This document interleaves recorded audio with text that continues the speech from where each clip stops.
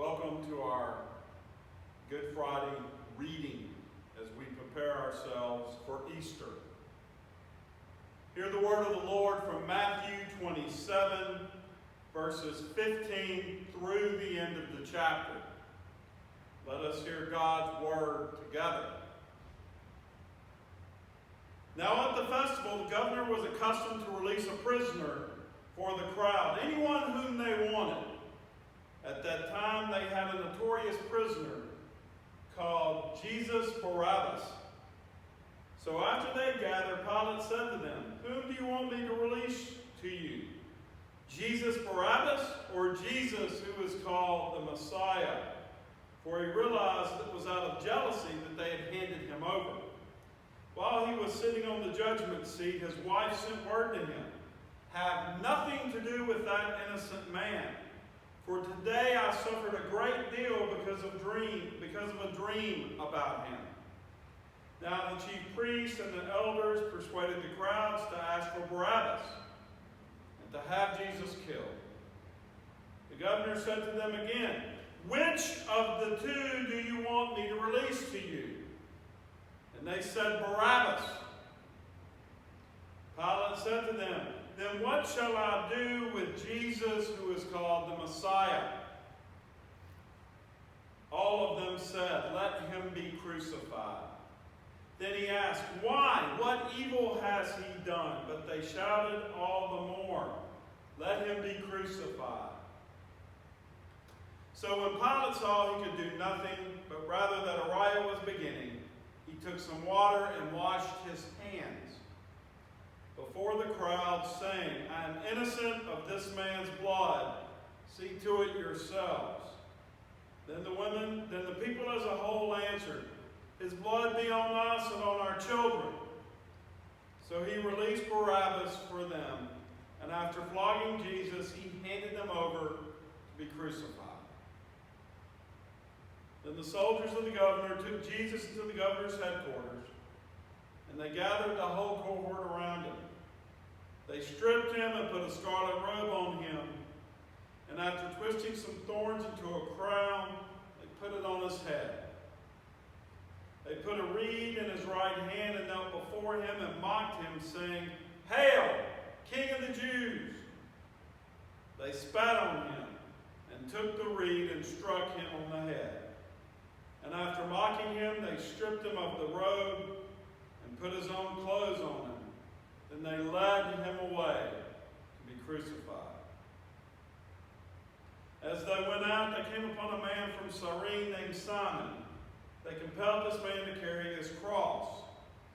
And when they came to a place called Golgotha, which means place of a skull, they offered him wine to drink mixed with gall, but when he tasted it, he would not drink it. And when they had crucified him, they divided his clothes among themselves by casting lots. Then they sat down there and kept watch over him. Over his head they put the charge against him, which reads, "This is Jesus, King of the Jews." Then two bandits were crucified with him, one on his right and one on his left. Those who passed by derided him, shaking their heads and saying, "You who would destroy the temple and build it in 3 days, save yourself. If you are the Son of God, come down from the cross." In the same way, the chief priests also, along with the scribes and elders, were mocking him, saying, "He saved others, he cannot save himself. He is the King of Israel. Let him come down from the cross now, and we will believe in him. He trusts in God. Let God deliver him now, if he wants to, for he said, 'I am God's Son.'" The bandits who were crucified with him also taunted him in the same way. From noon on, darkness came over the whole land until 3 in the afternoon. And about 3 o'clock, Jesus cried with a loud voice, "Eli, Eli, lema sabachthani?" That is, my God, why have you forsaken me?" When some of the bystanders heard it, they said, "This man is calling for Elijah." At once one of them ran and got a sponge, filled it with sour wine, and put it on a stick and gave it to him to drink. But others said, "Wait, let us see whether Elijah will come to save him." Then Jesus cried again with a loud voice and breathed his last. At that moment, the curtain of the temple was torn in two from top to bottom. The earth shook and the rocks were split. The tombs also were open, and many bodies of the saints who had fallen asleep were raised. After his resurrection, they came out of the tombs and entered the holy city and appeared to many. Now, when the centurion and those with him who were keeping watch over Jesus saw the earthquake and what took place, they were terrified. And they said, "Truly this man was God's Son." Many women were also there looking from a distance, as they had followed Jesus from Galilee and had provided for him.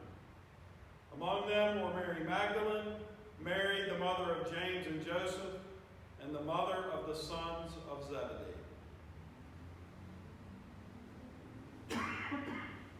Here ends our reading of God's Word.